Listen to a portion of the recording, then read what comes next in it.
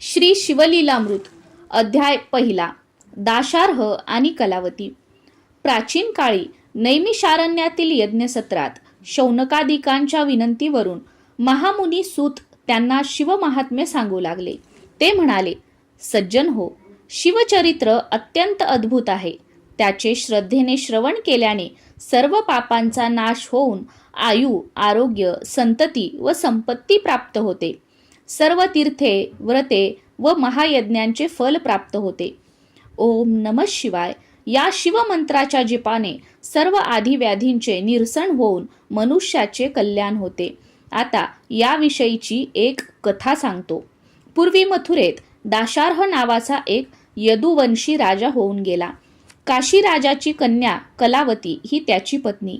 एके दिवशी बोलावूनही ती आली नाही, म्हणून राजा स्वतः तिच्या महालात गेला व तिला आपली सहवासाची इच्छा सांगितली. तेव्हा ती म्हणाली, नाथ, सध्या मी शिव उपासना करीत असून व्रतस्थ आहे, तरी मला क्षमा करा. पण कामातुर राजाने तिचे न ऐकता तिला आपल्या मिठीत घेतले. तेव्हा त्याचे अंग अक्षरशः होरपळले. त्या अनुभवाने थक्क झालेल्या राजाने राणीला हा काय प्रकार आहे असे विचारताच ती म्हणाली, नाथ, मी दुर्वासांकडून नमः शिवाय मंत्राची दीक्षा घेतली आहे. त्याचा अहोरात्र जप केल्याने मी पावन झाले आहे. तुम्ही जप, तप, शिवार्चन यापैकी काहीही करत नाही. अभक्षभक्षण, अविचार आणि पापाचरण केल्याने तुमचे शरीर अपवित्र झाले आहे. त्यामुळे तुमच्या नशिबी पुढे नरक यातनाच आहेत. ते ऐकून राजाला पश्चाताप वाटू लागला. त्याने कलावतीला शिवमंत्र देण्याची विनंती केली, पण पती गुरुस्थानी असल्यामुळे तिने त्याला स्वतः मंत्र न देता गर्गमुनींकडे नेले. गर्गमुनींनी राजाचा मनोभाव जाणून त्याच्याकडून शिवपूजन करवून घेतले आणि आपला वरदहस्त त्याच्या मस्तकी ठेवून त्याला शिवपंचाक्षर मंत्राचा उपदेश केला. त्या मंत्रप्रभावे राजाला आत्मबोध झाला. त्याच्या हृदयातील अज्ञानाचे व विकारांचे निरसन झाले. त्याच वेळी त्याच्या शरीरातून पापरूपी असंख्य कावळे जळत होरपळत बाहेर पडले. त्यामुळे राजा निष्पाप झाला. आपण माझा उद्धार केलात असे म्हणून त्याने मुनींना वंदन केले. आपल्या राज्यात परतल्यावर तो शिवमंत्राचा सतत जप करू लागला. त्याच्या प्रभावाने राजाचे व त्याच्या प्रजेचे कल्याण झाले. अध्याय पहिला समाप्त. श्री सांब सदा शिवार्पणमस्तु. शुभम भवतु. अध्याय दुसरा. महिमा महाशिवरात्रीचा. सूत म्हणाले, सज्जन हो, महाशिवरात्रीचे महात्म्यही अगाध आहे. या दिवशी अजांता शिवस्मरण, उपोषण, जागरण वा बिल्वार्चन घडले तरी महत् पुण्यफल प्राप्त होते. त्याविषयीची एक कथा सांगतो, ऐका. विंध्य पर्वतावरील एका व्याधाच्या हातून हत्येसारखी अनंत पापे घडली होती. एकदा महाशिवरात्री दिनी तो शिकारीसाठी निघाला असताना मार्गामध्ये शृंगारलेले शिवालय व तेथील भाविकांची गर्दी पाहून तो थांबला. तेथील शिवपूजेचा सोहळा त्याने पाहिला आणि लोकांच्या मूर्खपणाला हसत शिव शिव, हर हर असे थट्टेने म्हणत जंगलात प्रवेशला. त्या दिवशी त्याला शिकार मिळाली नाही. उपवासही घडला. सायंकाळी तो एका सरोवराच्या काठावरील बिल्व वृक्षावर चढून सावजाची वाट पाहू लागला. वेळ जाण्यासाठी शिवनाम घेत एक एक बिल्वपत्र खुडून खाली टाकू लागला. ती पाने ब्रह्मदेवाने त्या झाडाखाली स्थापलेल्या शिवलिंगावरती पडत होती. अशा प्रकारे त्याच्याकडून नकळत उपोषण, जागरण, नामस्मरण व शिवार्चन घडून तो पापमुक्त झाला. त्या रात्री प्रथम प्रहरास एक हरिणी तेथे पाणी पिण्यास आली. तिला पाहून व्याधाने बाण रोखला. ते पाहून हरिणी म्हणाली, कृपा करून मला मारू नकोस. मी गर्भवती आहे. बाळांना जन्म देऊन उद्या सकाळी परत येण्याचे मी तुला वचन देते. तिचे मनुष्यवाणीतील बोलणे ऐकून व्याधाला नवल वाटले. त्याने तिला तिची पूर्वकथा विचारली असता ती म्हणाली, मी रंभा नामक अप्सरा असून हिरण्य नावाच्या दैत्याशी रममान झाले. शंकरांचे भजन पूजन विसरले, म्हणून शिवशापाने मी व माझ्या 2 सख्या व तो दैत्य या सर्वांना मृग जन्म मिळाला आहे. 12 वर्षांनी मी पुन्हा स्वर्गात जाईन. तिच्या बोलण्यावर विश्वास ठेवून त्या व्याधाने तिला जाऊ दिले आणि पुन्हा शिवनाम घेत बिल्वपत्रे तोडू लागला. एक एक प्रहराच्या अंतराने पुन्हा हरिणी, एक हरिण व आणखी एक हरिणी तेथे आली आणि आपापली कर्तव्य करून परत येण्याचे वचन देऊन निघून गेली. अशा प्रकारे व्याधाला जागरण व 4 प्रहरींचे शिवार्चन घडले. सकाळी तो मृग परिवार व्याधापाशी आला व शावकांसह ते सर्वजण व्याधाला आधी मला मार अशी विनंती करू लागले. ते पाहून व्याधाचे हृदय कळवळले. त्याने त्या सर्वांना नमस्कार केला. तेव्हा त्याला दिव्य रूप प्राप्त झाले. हरिणांनाही मूळचे स्वरूप मिळाले. तेवढ्यात तेथे एक दिव्य विमान आले. त्यात शिवगण होते. त्यांनी व्याधासहित त्या सर्वांना विमानातून शिवलोकी नेले. अध्याय 2 समाप्त. श्री सांब सदा शिवार्पणमस्तु. शुभम भवतु. अध्याय 3 राजा कल्माषपादाची कथा. सूत म्हणाले, सज्जन हो, पूर्वी इक्ष्वाकू वंशात मित्रसह नावाचा एक चक्रवर्ती सम्राट होऊन गेला. मृगयेसाठी गेला असताना त्याने एका राक्षसाला मारले म्हणून सुडाने पेटलेल्या त्याच्या भावाने मनुष्य रूपात राजाची भेट घेतली व त्याला आपले पाककौशल्य दाखवून त्याच्या प्रसादात आचार्याची नोकरी मिळवली. पुढे वसिष्ठ ऋषी नृपभेटीस आले असताना त्याने भाज्यांमध्ये नर मांस शिजवून पंक्तीत वाढले. ही गोष्ट अंतर्ज्ञानी वसिष्ठांना समजताच त्यांनी संतापाने राजाला तू निर्जन वनातील राक्षस होऊन नर मांस खाशील असा शाप दिला. राजाने चौकशीसाठी आचार्याला बोलावले, पण तो केव्हाच पळाला होता. तेव्हा ऋषींनी अकारण शाप दिला म्हणून संतापलेल्या राजाने त्यांना प्रतिशाप देण्यासाठी हातात पाणी घेतले, पण पट्टराणी मदयंतीने त्याला परावृत्त केले. राजाने ते पाणी आपल्याच पायावर टाकले. त्यामुळे पाय काळे पडून त्याला कल्माषपाद नाव पडले. सत्यप्रकार कळताच ऋषींनी त्याला तू 12 वर्षांनी राक्षस योनीतून मुक्त होशील असा उशाप दिला. ऋषी शापाने राक्षस झालेला कल्माषपाद भुकेने कासावीस होऊन भटकत असता त्याने एका ब्राह्मणास खाऊन टाकले. म्हणून त्याच्या पत्नीने म्हणजेच ब्राह्मणीने त्याला तू शापमुक्त होऊन घरी जाशील तेव्हा पत्नीशी रममान होताच मरण पावशील असा शाप दिला. त्यानंतर ती सती गेली. शापमुक्त होऊन राजा घरी परतला. तेव्हा त्याने ही गोष्ट आपल्या स्त्रियांना सांगितली. त्यामुळे त्यांना खूप दुःख झाले. या सर्व घटनांनी बेचैन झालेल्या राजाने ग्रहत्याग करून वनगमन केले. पुढे गौतमांची भेट झाल्यावर त्यांना स्वतःचे दुःख सांगून यातून सुटका होण्यासाठी काही मार्गदर्शन करावे अशी विनंती केली. तेव्हा गौतम ऋषींनी त्याला श्री क्षेत्र गोकर्ण महाबळेश्वरची पावन कथा सांगितली. त्या क्षेत्राचे महात्म्य विशद करत असताना एक अत्यंत पापिनी स्त्री गोकर्ण क्षेत्री कशी आली, तिला शिवरात्रीस उपोषण, जागरण व पूजन कसे घडले आणि त्याच्या पुण्यप्रभावाने ती यमलोकी न जाता शिवलोकी कशी गेली त्याविषयीची समग्र हकीकत सांगितली. गौतमांच्या मार्गदर्शनानुसार राजा कल्माषपाद श्री क्षेत्र गोकर्णास गेला व तेथे शिव आराधनेत रममान होऊन ब्रह्महत्येच्या पातकातून मुक्त झाला व अंती शिवलोकी गेला. अध्याय 3 समाप्त. श्री सांब सदा शिवार्पणमस्तु. शुभम भवतु. अध्याय 4 विमर्शन व चंद्रसेन राजाची कथा. सूत म्हणाले, सज्जन हो, किरात देशाचा राजा विमर्शन हा मोठा शिवभक्त असूनही त्याला मदिरा व मदिराक्षी यांची आवड होती. एके दिवशी त्याची राणी कुमुद्वती हिने त्याला विचारले, नाथ, शिवभक्त असूनही तुमच्याकडून दोष घडतात, हे कसे? यावर राजा म्हणाला, प्रिये, पूर्वजन्मी मी पंपा नगरीत श्वान होतो. एका महाशिवरात्रीस मला उपवास व शिवालयाला प्रदक्षिणा घडली आणि शिवदर्शन करताच माझे प्राण गेले. त्या पुण्याईने राजदेह मिळाला. तरी श्वान जन्मातील काही प्रवृत्ती अजूनही असल्याने असे घडत आहे. तेव्हा राणीने तिचा पूर्वजन्म विचारला असता तो म्हणाला, पूर्वजन्मी तू कपोती असताना तुलाही शिवमंदिराभोवती 3 प्रदक्षिणा घडल्या व ससाण्याने मारले असता तू शिवालयासमोरच प्राणत्याग केलास. त्यामुळे आता तू राणी झाली आहेस. मग राजाने तिला त्याचे स्वतःचे व तिचे पुढील 6 जन्म सांगून अंती आपल्या दोघांना कैलासात स्थान मिळणार असल्याचे सांगितले. ते ऐकून राणी धन्य झाली. दुसरी कथा सांगताना सूत म्हणाले, उज्जैनीचा राजा चंद्रसेन महाकाळेश्वराचा भक्त होता. त्याच्या मणिभद्र नावाच्या मित्राने त्याला एक दिव्य मणी दिला असल्याने त्याच्या राज्यात नेहमी सुबत्ता होती. ते वृत्त कळताच पृथ्वीवरच्या इतर राजांनी एकी करून त्याच्या नगराला वेढा दिला व मण्याची मागणी केली. तेव्हा राजाने महाकाळेश्वरालाच साकडे घातले व पूजा आरंभिली.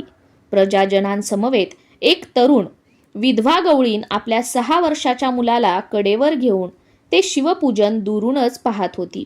घरी गेल्यावर तिचा मुलगा एका दगडालाच शिवपिंडी मांडून तिची पूजा करू लागला. मुखाने शिवनाम घेऊ लागला. त्या खेळात रमल्याने त्याला आईची हाक ऐकू आली नाही, म्हणून ती रागावली व त्याची पूजा उधळून तिने त्याला फरफटत घरात नेले. त्या दुःखाने तो बेशुद्ध पडला. शुद्धीवर आला तेव्हाही तो शिवजप करत होता. ते पाहून प्रसन्न झालेल्या शंकरांनी त्या मुलाला दर्शन आणि वरदान देऊन त्याच्यासाठी स्फटिकाचे शुभ्र शिवलिंग असलेले रत्नखचित स्वर्ण मंदिर निर्माण केले. ते व्रत कळताच शत्रू राजांनी चंद्रसेनाशी सख्य केले व शिवदर्शनासाठी आले. हनुमंताने प्रकट होऊन मुलाचे श्रीकर नाव ठेवले. तोच श्रीकर पुढे नंद राजा म्हणून गोकुळात जन्मला. अध्याय 4 समाप्त. श्री सांब सदा शिवार्पणमस्तु. शुभम भवतु. अध्याय 5 धर्मगुप्ताची कथा. सूत म्हणाले, सज्जन हो, फार पूर्वी शाल्व देशाच्या राजाने विदर्भावर स्वारी करून राजा सत्यरथाचा वध केला. ते कळताच सत्यरथाच्या गरोदर पत्नीने अरण्य गाठले. तेथे एका मुलाला जन्म देऊन ती पाणी पिण्यासाठी एका सरोवरापाशी गेली असता तेथील एका मगरीने तिचा घात केला. उमा नावाच्या एका विधवा ब्राह्मणीने ह्या अनाथ राजपुत्राचा सांभाळ केला. त्याचे धर्मगुप्त असे नाव ठेवले. आपला मुलगा शुचिव्रत याच्याबरोबर त्यालाही प्रेमाने वाढवले. एके दिवशी ती एकचक्र नगरीत गेली असता तेथील शिवालयात यज्ञासाठी आलेल्या शांडिल्य ऋषींनी धर्मगुप्ताला पाहून हा राजकुमार असूनही भिक्षा मागत आहे असे सांगितले.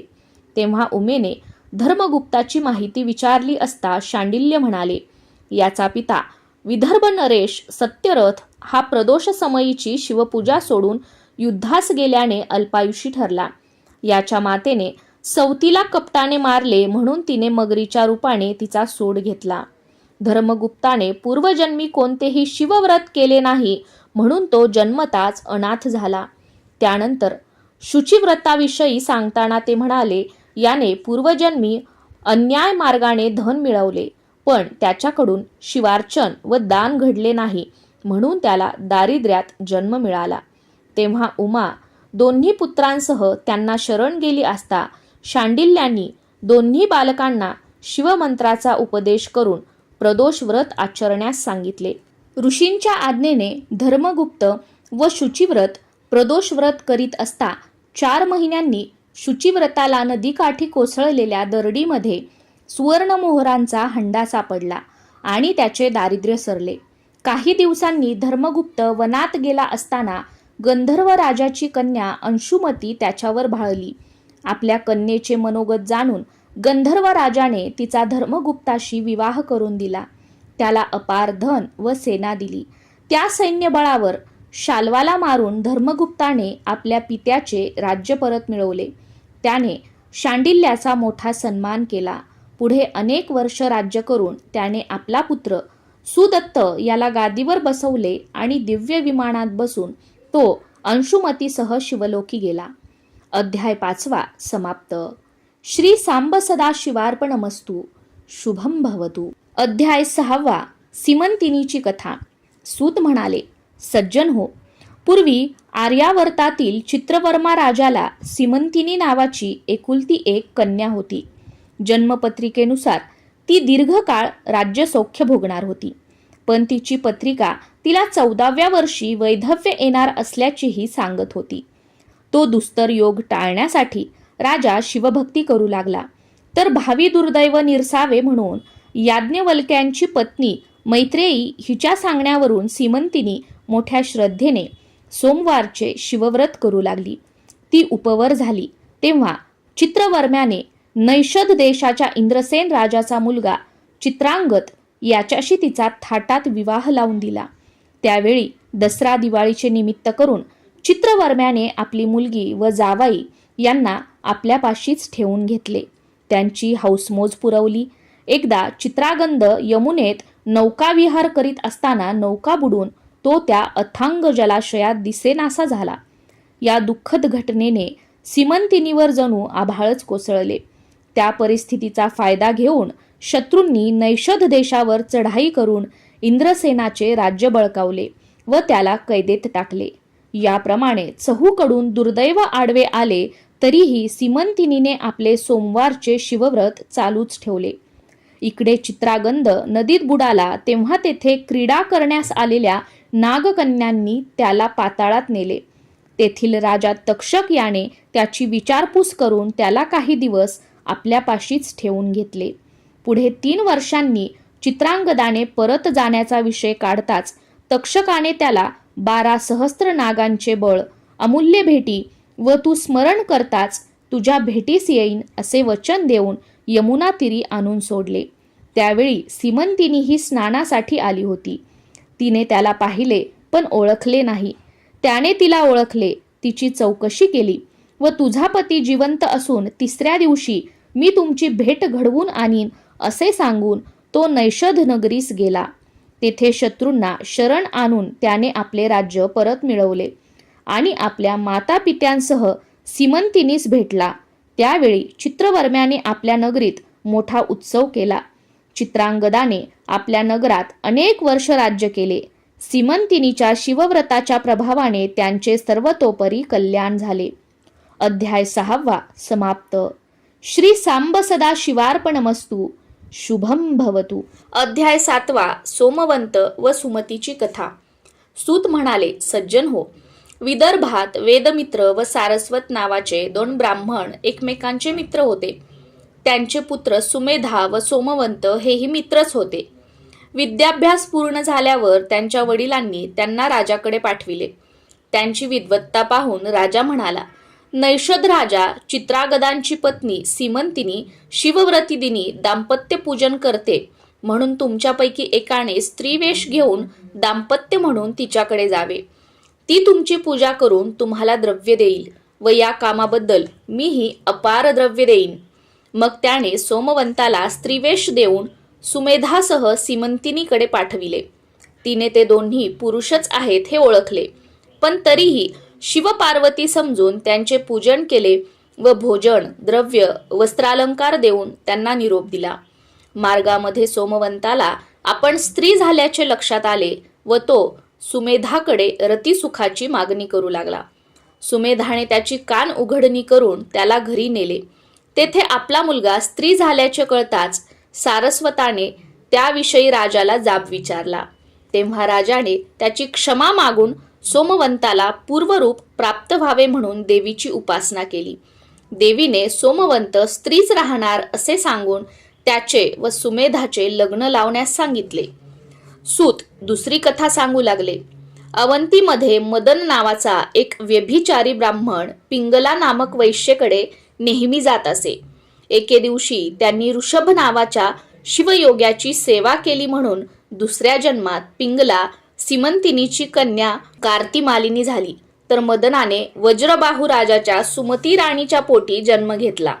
गरोदरपणी तिच्या सवतींनी तिच्यावर विषप्रयोग केल्याने त्या मायलेकरांच्या अंगावर भयंकर फोड उठले. उपचारांनीही उपयोग झाला नाही. तेव्हा राजाने त्यांना अरण्यात सोडले. त्यावेळी एका वाण्याच्या सोबतीने ती वैश्यनगरीस आली.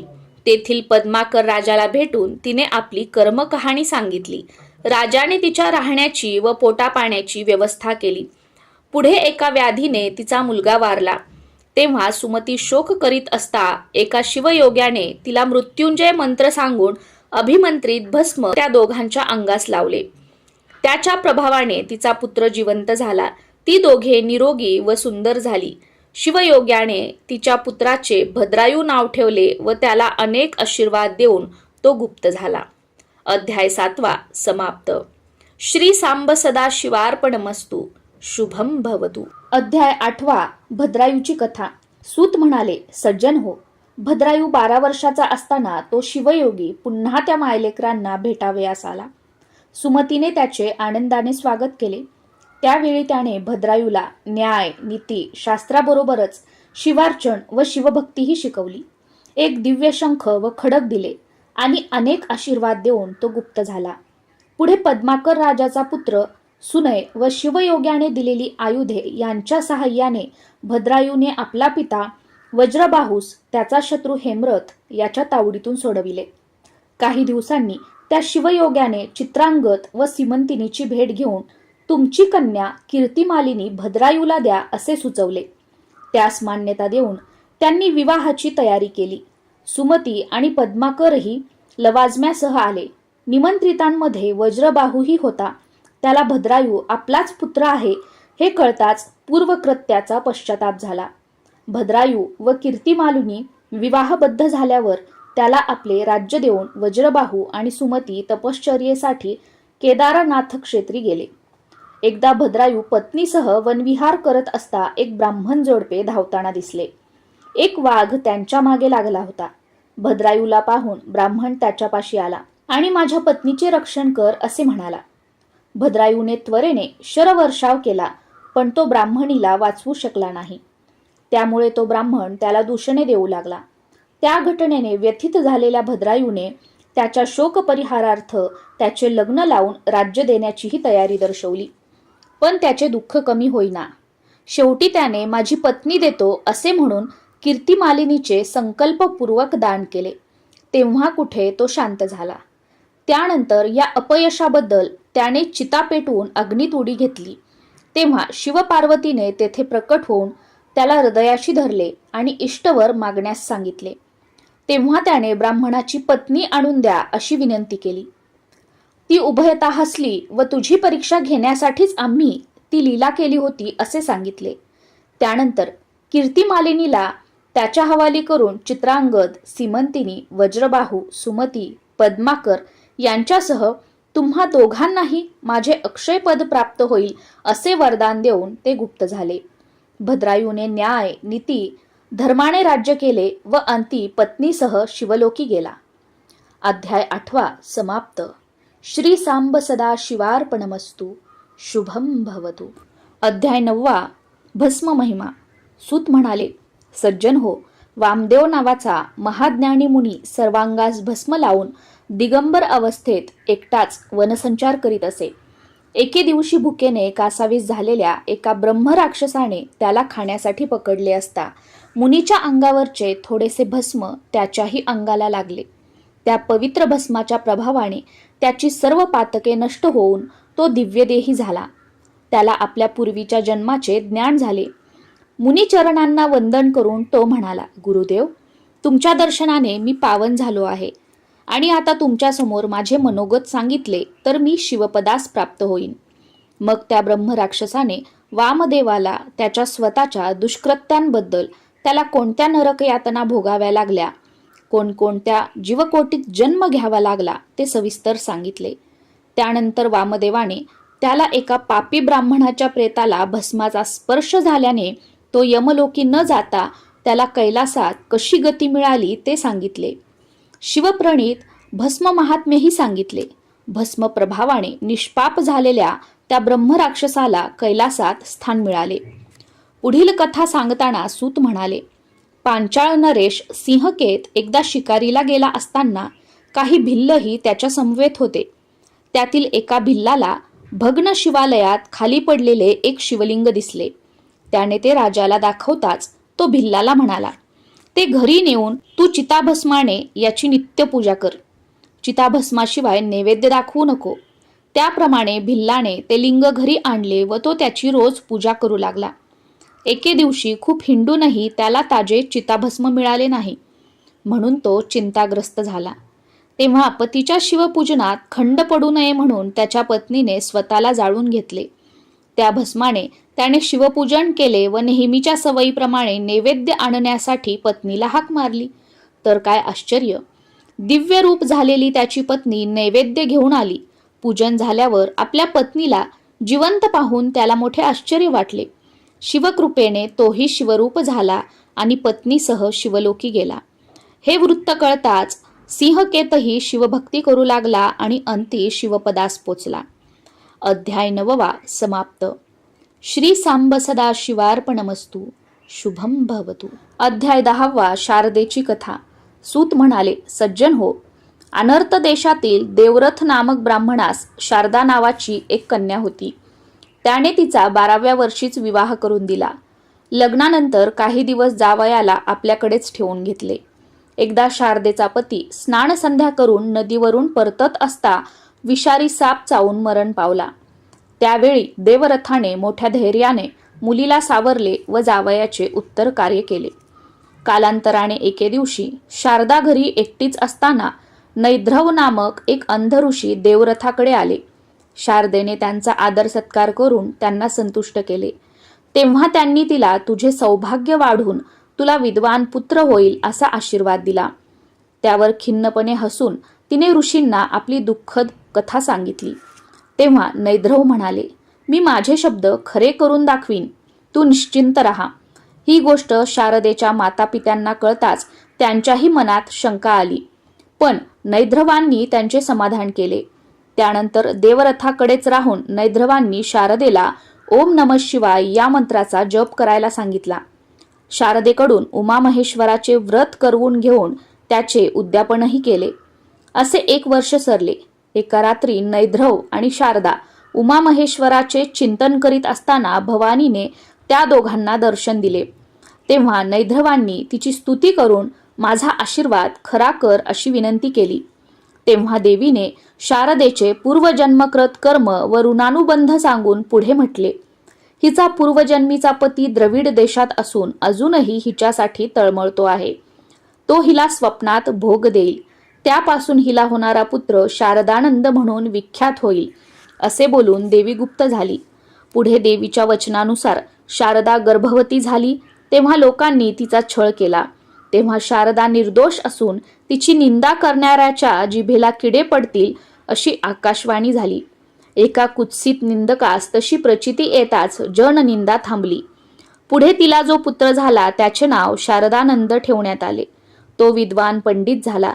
पुढे दैवयोगाने शारदेची व द्रविड देशातील तिच्या पूर्वजन्मीच्या पतीची श्री क्षेत्र गोकर्ण येथे शिवरात्रीस भेट झाली. पती पत्नी व पुत्र यांचे मिलन झाले. कालांतराने पती निधनानंतर शारदेने सहगमन केले व ती दोघे कैलासलोकी गेली. अध्याय 10 समाप्त. श्री सांब सदा शिवार्पणमस्तु. शुभम भवतु. अध्याय 11 महानंदा, सुधर्म व तारक यांची कथा. सूत म्हणाले, सज्जन हो, काश्मीर देशाचा राजा भद्रसेन याचा पुत्र सुधर्म आणि प्रधान पुत्र तारक हे दोघेही लहानपणापासून एकमेकांचे मित्र व शिवभक्त होते. त्यांना अंगाला राख फासून रुद्राक्षमाळा घालून एकांतात शिवस्मरण करायला आवडायचे. त्यांच्या अशा वागण्याने राजा व प्रधानास मोठी चिंता वाटे. एकदा पराशर ऋषी राजाच्या भेटीस आले.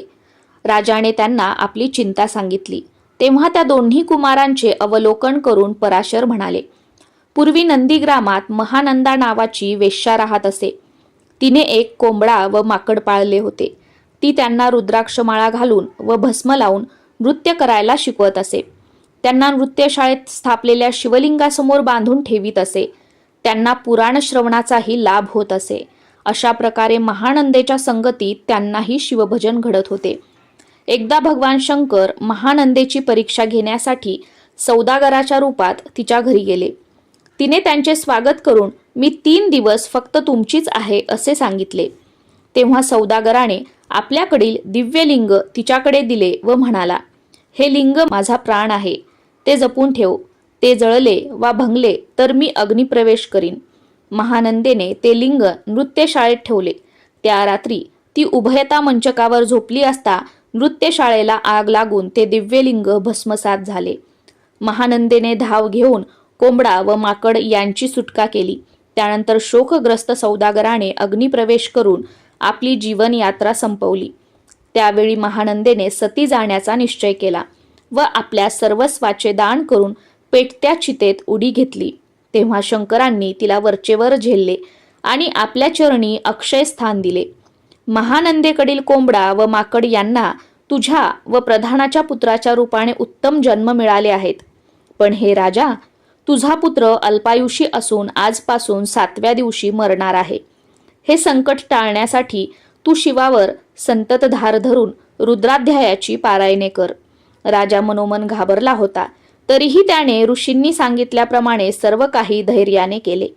7व्या दिवशी मृत्यू घटका येताच सुधर्मा शुद्ध हरपून खाली पडला. तेव्हा पराशरांनी रुद्रोदक शिंपडून त्याला शुद्धीवर आणले. भान येताच त्याने शिवदूतांनी आपले प्राण कसे परत आणले तो अनुभव सांगितला. तेव्हा नारदांनीही तेथे प्रकट होऊन त्याला दुजोरा दिला. मग भद्रसेनाने आनंदोत्सव करून नारद व पराशरांचा सन्मान केला आणि सुधर्म्याला गादीवर बसवून प्रधानासह तपासाठी वनात गेला. शंकराने त्यांनाही निज कृपेने आपल्यात विलीन करून घेतले. अध्याय 11वा समाप्त. श्री सांब सदा शिवार्पणमस्तु. शुभम भवतु. अध्याय 12वा बहुलेची व भस्मासुराची कथा. सूत म्हणाले, सज्जन हो, दक्षिणेकडील अमंगल नामक गाव नावाप्रमाणेच अमंगल होते. तेथे राहणारे विदुर आणि बहुला हे ब्राह्मण दाम्पत्यही व्यभिचारी होते. विदुराच्या मृत्यूनंतर यमदूतांनी त्याला भयंकर नरकात टाकून छळले व शेवटी पिशाच योनीत टाकले. विंध्याचलाच्या दऱ्याखोऱ्यात तहान भुकेने व्याकुळ होऊन तो पिशाच रूपात भटकू लागला. विधवा बहुलेला एक मुलगा झाला, पण तो कोणाचा आहे हेही तिला माहीत नव्हते. एकदा ती गोकर्ण क्षेत्री गेली असता पुराण ऐकण्यास बसली. तेव्हा पुराणिक बुवांनी व्यभिचारी स्त्रियांना कोणत्या यातना भोगाव्या लागतात हे सांगितल्यावर बहुला घाबरून रडू लागली. तिने बुवांची भेट घेऊन त्यांना आपली पापकृत्ये सांगितली व त्यांच्या चरणांवर पडून यातून सोडवा असे विनविले. बुवांनी तिला नमः शिवाय मंत्राचा उपदेश करून शिवलीला ऐकविल्या. त्यामुळे ती सप्रेम शिवभक्ती करू लागली. भक्तीने पवित्र झाली. शंकराने तिला शिवलोकी नेले. तिथे तिने उमामहेश्वराची स्तुती केली. त्यामुळे प्रसन्न झालेल्या पार्वतीने तिला वर मागण्यास सांगितले असता तिने पतीचा उद्धार व्हावा अशी इच्छा प्रकट केली. त्यानंतर पार्वतीच्या सांगण्यावरून विंध्याचलावर पिशाच रूपात भटकणाऱ्या विदुराला शिवकीर्तन ऐकवून तिने त्याचा उद्धार केला. सूत पुढे म्हणाले, एकदा प्रदोषकाळी अंगाला भस्म लावत असताना शंकरांना त्यात एक खडा सापडला. त्यापासून जो असुर उत्पन्न झाला त्याचे त्यांनी भस्मासूर नाव ठेवले व त्याला नित्य नवीन चिताभस्म आणून देण्यास सांगितले. ते आणण्यासाठी त्याला बरीच पायपीट करावी लागे. म्हणून त्याने शंकरांकडे मी ज्याच्या डोक्यावर हात ठेवीन त्याचे भस्म व्हावे असा वर मागितला. सर्वांनी विरोध करूनही भस्मासुराला आपली सेवा करता यावी म्हणून त्यांनी तो वर दिला. त्यामुळे तो उन्मत्त झाला. त्रिभुवनावर राज्य करण्याचे मनसुबे रचू लागला. त्याने भूलोकी थैमान घातले. तेव्हा प्रजाजनांनी विष्णूंकडे धाव घेतली. त्याने त्यांना कैलासावर नेले. तेवढ्यात भस्मासूर तेथे आला व शंकरांच्या मस्तकी हात ठेवण्यास धावला. तेव्हा शंकरांनी पळ काढला. त्यावेळी भवानीच्या विनंतीवरून विष्णूने मोहिनी रूप धारण केले आणि भस्मासुराला आपल्या मोहजालात अडकवून लग्नापूर्वी कुलाचार म्हणून स्वतः समवेत नृत्य करण्यास लावले. ते नृत्य करताना भस्मासुराने आपला हात स्वतःच्या डोक्यावर ठेवला आणि त्याचे क्षणात भस्म झाले. अध्याय 12वा समाप्त. श्री सांब सदा शिवार्पणमस्तु. शुभम भवतु. अध्याय 13वा दक्षाची कथा व कार्तिक स्वामीचे जन्मवृत्त. सूत म्हणाले, सज्जन हो, दक्ष राजा शंकरांचा सासरा असूनही त्यांचा द्वेष व निंदा करीत असे. त्यांना हवीरभागही देत नसे. त्याने आपल्या घरी महायज्ञाचे आयोजन केले होते तेव्हा आमंत्रण नसूनही भवानी माहेरी गेली. तिथे सर्वांनी तिची उपेक्षा केली म्हणून तिने यज्ञकुंडात उडी घेऊन आत्मसमर्पण केले. या वृत्ताने संतापलेल्या शंकरांनी जटा आपटून वीरभद्रास उत्पन्न केले. त्याने दक्ष यज्ञाचा विध्वंस करून दक्षाचे मस्तक धडावेगळे केले. तेव्हा सर्व देवांनी शिवस्तुती करून त्याला शांत केले आणि बोकडाचे शिर दक्षाच्या धडाला लावून त्यास जिवंत केले. त्यानंतर भवानीने हिमालयाच्या पोटी पार्वती उमा नावाने जन्म घेतला आणि शंकरांच्या प्राप्तीसाठी कडक व्रत करू लागली. तारकासुराचे पुत्र तारकाक्ष, विद्युन्माली व कमललोचन शिवाच्या वरदानाने उन्मत्त झाले. तेव्हा शंकरांनी वीरभद्रासह त्यांच्यावर चढाई केली, पण त्यांच्या स्त्रिया पतिव्रता असल्याने ते असुर मारले जाईनात. तेव्हा श्रीकरधराने बौद्ध रूपाने त्यांच्याकडे जाऊन त्यांना अपवित्र असे चार्वाक शास्त्र सांगितले. त्यामुळे त्या व्यभिचार करू लागल्या. त्यांचा प्रभाव नष्ट होताच शंकरांनी पाशुपतास्त्राने त्या असुरांना ठार केले. त्यानंतर तारकासुराचा वध शिवसुताकडून होणार आहे ही भविष्यवाणी लक्षात घेऊन देवांनी शिवपार्वतीच्या लग्नाचे बेत आखले व मदनाला बोलावून शंकरांचा तपोभंग करून त्यांचे उमेशी ऐक्य करण्यास सांगितले. त्यानुसार मदनाने शिवध्यानात व्यत्यय आणताच शंकरांनी तृतीय नेत्र उघडून त्याला भस्म केले. त्यानंतर सप्तर्षींच्या सांगण्यावरून शंकर बटुवेशात पार्वतीपाशी गेले व शिवनिंदा करू लागले. तेव्हा संतापलेली पार्वती शाप देण्यास उद्युक्त झालेली पाहून त्यांनी आपले मूळ स्वरूप प्रकट केले. त्यानंतर एका सुमुहूर्तावर त्या दोघांचे लग्न झाले. पुढे त्यांना पुत्र होत नाही म्हणून देवांनी अग्नीला अतिथी रूपात शिवसदनी पाठविले. पार्वतीने त्याला भिक्षा म्हणून शिववीर्य दिले. ते प्राशन केल्याने त्यास गर्भ राहिला. तो त्याने गंगा तीरावर बसलेल्या 6 ऋषीपत्नींच्या उदरात घातला, पण त्यांनीही तो गर्भ काढून गंगेत टाकला. त्यानंतर ते 6ही भाग एकत्र होऊन 6 तोंडांचा व 12 हातांचा मुलगा जन्मास आला. तो आपलाच पुत्र आहे हे शंकरांनी ओळखले. त्याचे कार्तिक स्वामी नाव ठेवले. याच शिवपुत्राने पुढे तारकासुराचा वध केला. अध्याय 13 समाप्त. श्री सांब सदा शिवार्पणमस्तु. शुभम भवतु. अध्याय 14 शबरी, पार्वती व श्रीयाळाची कथा. सूत म्हणाले, सज्जन हो, एके दिवशी कैलासावर शिवपार्वती सारीपाट खेळत असताना नारदांचे आगमन झाले. त्यांनी त्या दोघांना पण लावून खेळण्यास सांगितले. ते मान्य करून ती दोघे खेळू लागली. त्यावेळी पार्वतीचीच सरशी होत गेली आणि शंकरांना आपले व्याघ्रांबर, गजचर्म, आयुधे, भूषणे व कौपीनही गमवावी लागली. शंकर दिगंबर झाले. त्यावेळी त्यांचे सर्वस्व हरण झालेले पाहून नारद हसून म्हणाले, देवा, हे काय? एका स्त्रीने तुम्हाला हरवले. तुमचा महिमा फुकट आहे. आता भक्तांना काय सांगाल? ते ऐकून रुसलेले शंकर लपून बसले. कोणालाही त्यांचा ठाव ठिकाणा लागेना. पार्वतीने कसून शोधले तेव्हा कैलासनाथ हिमालयातील एकांतात स्वानंद सुखात रममान दिसले. पार्वतीने भिल्लिनीच्या रूपात त्यांच्या जवळ जाऊन नृत्य गायन केले. नेत्रकटाक्षांनी त्यांना घायाळ केले. तेव्हा त्यांनी तिला विवाहाबद्दल विचारले असता तिने पार्वतीचा विषय काढला. त्यावर त्यांनी मला तिचे तोंडही पाहायचे नाही असे उत्तर दिले. तेव्हा विवाहासाठी माझ्या घरी चला असे सांगून तिने मोठ्या खुबीने शंकरांना कैलासावर नेले व तेथे आपले खरे स्वरूप प्रकट केले. त्यावेळी तिचे प्रेम पाहून शंकरांनी हसून तिला जवळ घेतले. पुढील कथा सांगताना सूत म्हणाले, नारदांकडून कांतीनगरचा राजा श्रीयाळ याच्या धार्मिकतेची प्रशंसा ऐकून शंकर त्याची परीक्षा घेण्यासाठी घाणेरड्या रूपात त्याच्या घरी द्वारी गेले व म्हणाले, इच्छा भोजन देणार असाल तरच आत येतो, अन्यथा तुमचे सत्व घेऊन मी परत जातो. त्यावेळी त्यांचे म्हणणे मान्य करून श्रीयाळ व त्याची पत्नी चांगुना यांनी त्यांना घरात घेऊन त्यांची इच्छा विचारली. ते म्हणाले, मला नर मासाचे भोजन हवे व तेही तुमच्या चिलया बाळाचे. ते शिजवताना तुम्ही रडलात तर मी निघून जाईल.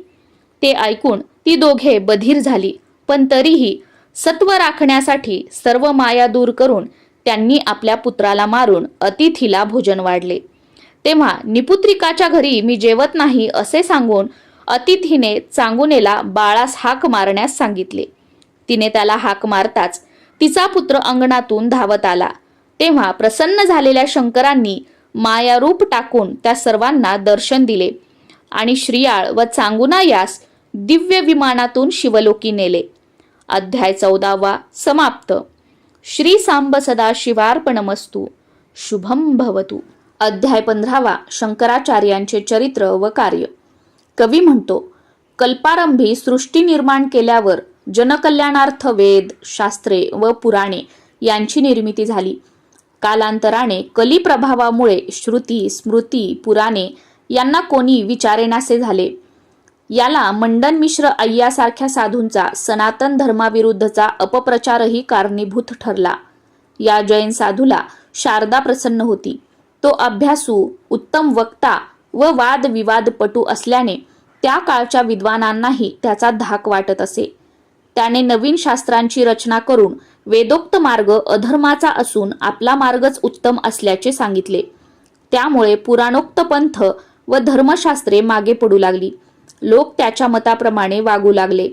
म्हणून त्याच्या प्रभावाला निष्प्रभ करून लोकांना सन्मार्गी करण्यासाठी भगवान शंकरांनी ब्राह्मण कुळात शंकर नावाने अवतार घेतला. मुंज झाल्यानंतर सर्व विद्याभ्यास पूर्ण करून त्यांनी संन्यास दीक्षा घेतली. शंकराचार्य झाल्यावर सर्वत्र संचार करून लोकांना खऱ्या धर्माची शिकवण दिली. जयनग्रामी आल्यावर त्यांनी मंडन मिश्राला वादविवादासाठी बोलावून त्यात पराभव झालेल्याने स्वतःचे ग्रंथ पाण्यात बुडवून दुसऱ्याची शास्त्रे शिकावी अशी अट घातली. वादविवादास आरंभ होण्यापूर्वी मंडन मिश्राने पडद्याआड मद्याच्या घटात सरस्वतीची स्थापना करून ठेवली.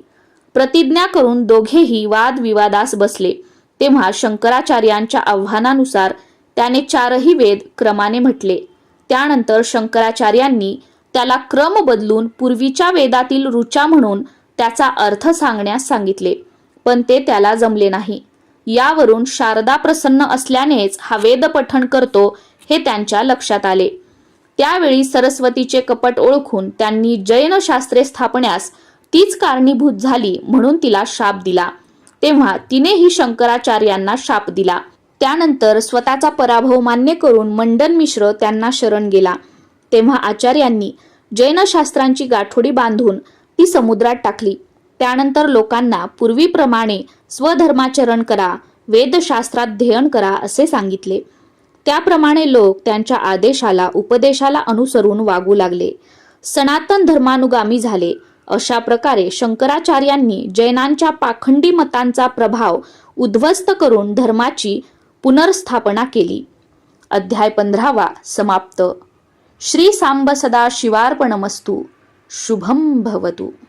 ओम नमः शिवाय.